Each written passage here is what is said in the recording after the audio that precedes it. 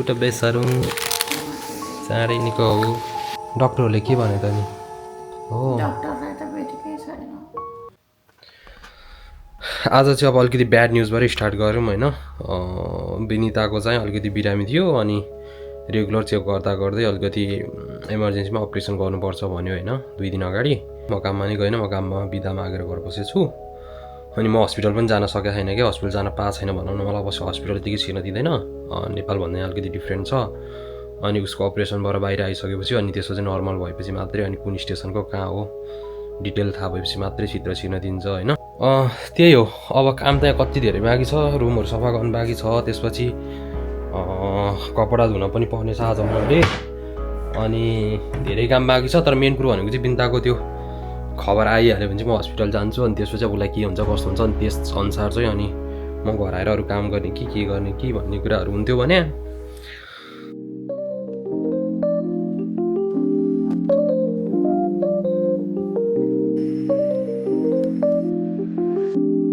मैले चाहिँ आफैले भ्लग बनाउने सोचेँ किनकि मेरो बुढा 1 year एनिभर्सरी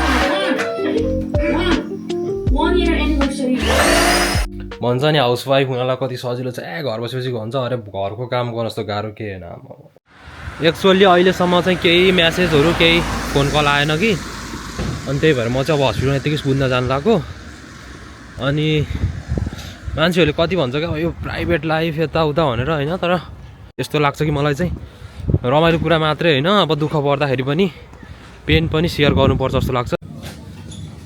अब टाढा जानलाई हल्का अब चिसो पनि छ, घर अगाडि जे छ मैले त्यही लिएर जानु लाग्यो, गेट वेल सुन बुढी भनेर। कुरा चाहिँ के हो भन्दा चाहिँ घर अगाडि नै हाम्रो हस्पिटल हो क्या, त्यही भएर यो कुरा चाहिँ सजिलो छ।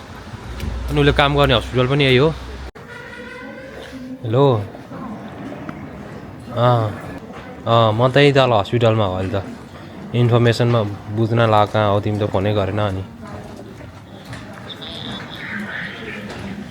हो छोया आमा आउँदा हुन्छ ए चिमनुमा थाहा भएन, म त्यहाँ सोध्छु नि छुमा आएर।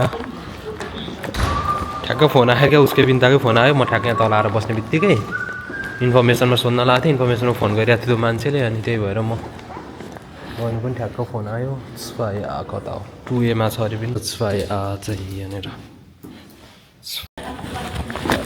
Hallo, können Sie mir einmal sagen, wie Frau Riemann, Rentenzimmer? Ja. Ja. Lass ich mich mal überraschen. Hallo. Maya? Heer. बुट बेसरौँ चाँडै निको हो।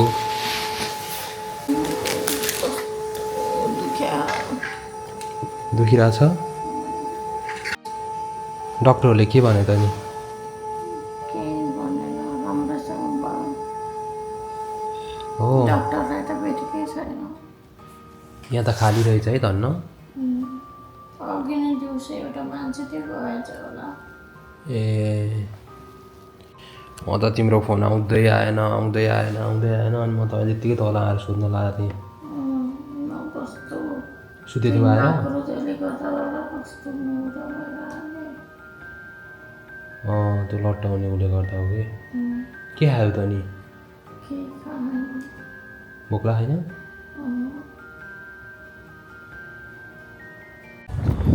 सबभन्दा राम्रो कुरा चाहिँ यहाँ के छ भन्दाखेरि कोही बिरामी भयो भने हुन्छ नि, लाइक अब कामै छोडेर फ्यामिली नै त्यसको पछाडि होइन, भनौँ न उसलाई हेल्प गर्नलाई चाहिँ बस्नु पर्दैन क्या। त्यो चाहिँ मलाई एकदम बवाल लाग्छ होइन। नेपालमा त लाइक कति गाह्रो हुन्छ नि एकजना बिरामी भयो भने होइन, होल फ्यामिली नै खाना बनाउनुदेखि सबै गर्नुपर्ने हुन्छ होइन। अब म यत्तिकैमा घर जान्छु, केही बनाएर खान्छु, खासै भोक पनि लाग्छ छैन लाग्न त। अनि त्यही हो, भोलि बिहानै काम छ। अब उसलाई आज डिस्चार्ज गर्दैन, भोलि पनि गर्छ गर्दैन थाहा भएन। अनि मैले बिहान उसलाई भेट्न पनि दिँदैन, अनि म काम भएर आएर अनि फेरि उसलाई भेट्न जान्छु। बिस्तारै पानी पनि परिरहेछ, चिसो बढिरहेछ, विन्टर यस्तै हो जर्मनीको। कामबाट जस्ट आइपुगेको, निन्द्रा पनि लाग्छ, लास्ट भोक पनि लाग्छ। त्योभन्दा अगाडि इम्पोर्टेन्ट कुरा बेन्जालाई केही सामानहरू पुरा हुन्छ, त्यसपछि आएर अनि बल्ल रेस्ट गर्ने केही खाने भन्ने प्लान छ मेरो। सो बिन्दालाई चाहिँ अब आजसम्म चाहिँ आज र भोलि हिजो अपरेसन भएको आज भोलिसम्म चाहिँ त्यहीँ राख्छ कि भन्ने जस्तो कुरा गरिरहेको थियो भन्दै थियो अघि म्यासेज गर्दा। त्यही हो म फेरि बिन्दालाई भेट्न जान्छु। हिजो भेटेर निस्किसकेपछि आज बिहान 5 बजे नै काममा गएँ म। चिसोले भन्दा नि मलाई चाहिँ लाग्छ मन सुतेको छैन हिजो त निन्द्रै नलाग्यो त्यही है 10 बजेतिर चाहिँ एकचोटि यस्तो निन्द्रा लागिसकेको थियो फेरि पछाडि उठेको मन भएपछि त मोज्ने हो निन्द्रै नलागेर मर्निङ सिफ्ट भएर होला रातभरि भुक्च्या भुङ्जे ल म यहाँ भोलि होइन अहिलेसम्म ल्याइदिन्छु खाना खाना ल्याइदिन्छु बसेर आउँछ ल बाई म एकछिनमा आउँछु। अब म गएर खाना पकाउँछु अनि त्यसपछि बिन्तालाई थोरै खाना लगिदिन्छु। अस्तिदेखि अब यहाँ खाना दिँदैन नि त नेपाली स्टाइलको यहाँ त ब्रेड हो अनि बिहानको खाना नि लास्ट नमिठो थियो भन्दै थियो त्यही भएर अब उसलाई अलिकति नेपाली स्टाइलको थोरै खाना र तरकारी। 5:30 भयो खानाको पोको पनि रेडी भयो। Thank you so sweet of you. हस्पिटलको खाना मिठो हुँदैन कि त्यही भएर घरबाटै ल्याइदिएछ।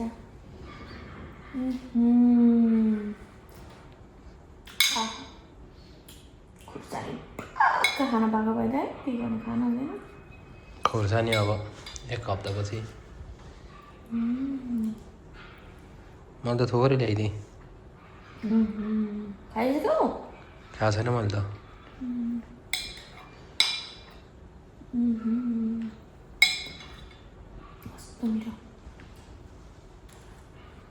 कपडा के भन्छ मेसिनमा हालिदिरहेको छु अब गएर निकाल्नु पर्छ।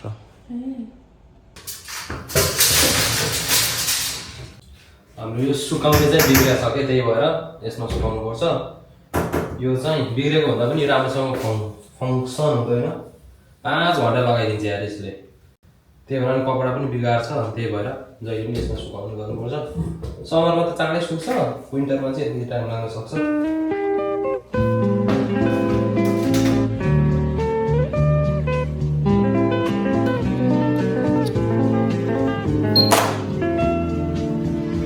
नेपालमा हुँदा केही काम गरिन थियो खासै घरतिर अलिअलि काम गर्यो गाउँमा हुँदा पहिला नि केही काम गरिन थियो झन् यो घरको कपडा सपडा धुने कामहरू त एकदम कम हुन्थ्यो। दिदी बहिनी भएपछि सजिलो हुन्थ्यो क्या विदेश आएपछि त लास गाह्रो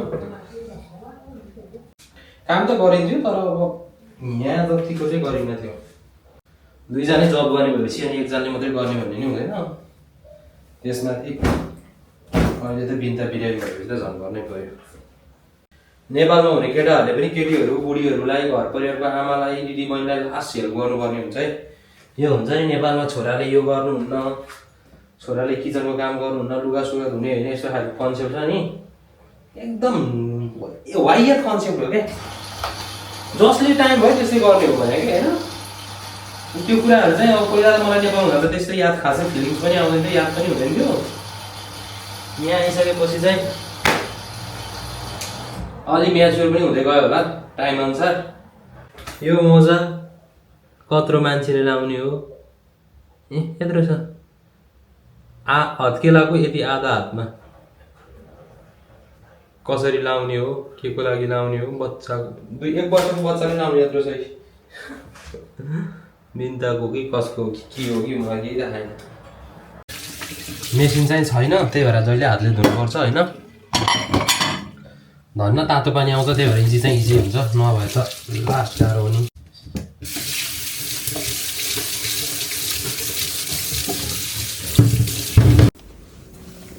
कफी खान मन लाग्यो अरे उसलाई फेरि आएँ म आज।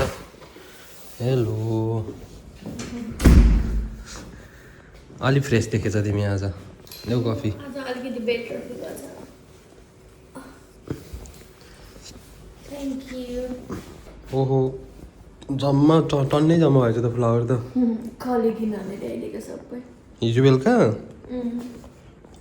फ्लावर्स चाहिँ मिलाइदिएको अर्को अनैठाले ल्याइदिएको अनि यो मात्रै हो मैले ल्याइदिएको त यो नेटै भएर ल्याइदिए जस्तो छ खले किनले ल्याइदिएको अरू रोजहरू चक्लेटहरू बोकेर आएछ कोला भिटामिन गेट फ्रेङ्कहरू त खाइ पनि सक्यो हिजो आएको थियो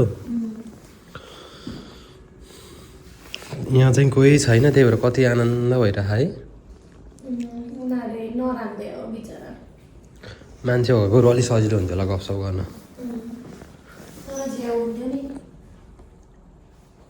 त्यो पनि हो टिभी भयो हेऱ्यो बस्यो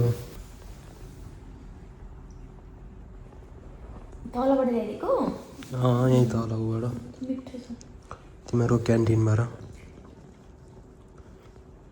अब जानुपर्छ आज भोलितिर घर कहिले छुट्टी दिन्छ तैँले ब्लड स्याम्पल लिएको छ अब भरे रिजल्ट आउँछ भनेको छ अब हेरौँ के हुन्छ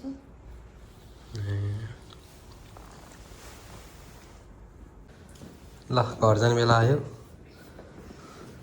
ह्याप्पी सब सामान के हो एम्बुलेन्स बोलाउनु पर्छ त घर जानलाई 2 सेकेन्डको बाटोमा के ल यति नै भिडियो हेर्ने तपाईँ सम्पूर्णलाई thank you so much guys see you till next video कहाँ लिएर आइदिने उता अगाडि पुऱ्याइदिनुपर्छ ल I'm going home. सिधा हुन भएन ए अब बिस्तारै ठिक हुन्छ अब टाइम लाग्छ यस घरमा मिठो भात पाकिरहेको गरेर खानुपर्छ है पोस्ट ओपी डे 3 मा यस्तो घर जान पाइयो खास त भोलि बनाइदियो अब भोलि